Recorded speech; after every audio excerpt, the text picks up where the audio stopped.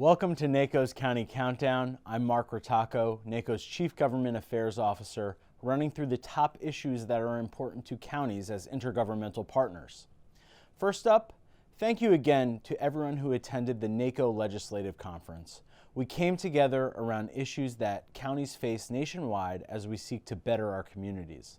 Whether you attended or not, we encourage you to engage in our policy advocacy and access the many resources that we discussed at the conference, from housing to mental health, from high-speed internet expansion to land use decisions and county workforce development. Second, we're focused on the looming funding shortfall for the Affordable Connectivity Program. This program helps ensure more than 22 million households can afford reliable broadband services for work, school, and healthcare. Due to a lack of continued funding, new enrollments for the ACP ended earlier this month, and the program is set to run out of funding by the end of April. During the legislative conference, NACo teamed up with our bipartisan allies in Congress to urge the passage of the Affordable Connectivity Program Extension Act. In the short term, we urge lawmakers to attach funding for this program to the upcoming appropriations legislation that Congress will likely consider in the coming weeks. Next, the Congressional Budget Office has released an updated 10-year projection for the Federal Highway Trust Fund that shows that the fund is set to decline significantly over the next decade without action from lawmakers. As gas tax revenues decline, the size of the Highway Trust Fund goes down as well.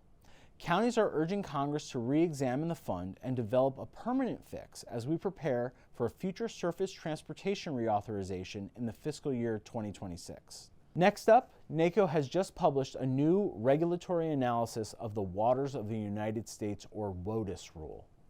This is the part of the Clean Water Act that determines which waters are subject to federal jurisdiction. However, that exact definition has been the subject of decades of litigation and legislation. This rule could greatly affect our ability to maintain infrastructure like roadside ditches and flood control channels. Counties seek to balance our environmental stewardship responsibilities without inhibiting our ability to maintain public safety, community development, and resiliency. Check out NACo's new resource to see what this means for your county. And finally, counties are calling on Congress to fix the National Suicide Prevention Lifeline, which is now called 988. Since its launch in July 2022, 988 has received and routed about 8.6 million calls, texts, and chats. These millions of Americans are hoping to quickly connect with someone, usually a county service provider, who can help them. However, unlike calls to 911, calls to the 988 lifeline are routed by the caller's area code, not by the caller's actual location. This can result in precious minutes lost when connecting a caller to the right services or simply failing to help that person at all. The local 988 Response Act is bipartisan legislation that aims to expedite the process, connecting callers to their nearest call center. Counties want to help residents in crisis as quickly as possible, and we need Congress to pass this common sense fix to 988. Thank you for watching the County Countdown, and visit naco.org for all the latest information and resources.